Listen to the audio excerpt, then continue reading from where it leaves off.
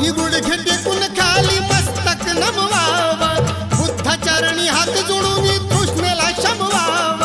धम्मच महत्व बोधिसत्व मनात ठसाव, धम्मच महत्व बोधिसत्व मनात ठसाव. पांढरी साडी नेसून बुद्ध पूजेला बसाव, पांढरी साडी नेसून बुद्ध पूजेला बसाव. पांढरी साडी नेसून बुद्ध पूजेला बसाव, पांढरी साडी नेसून बुद्ध पूजेला बसाव.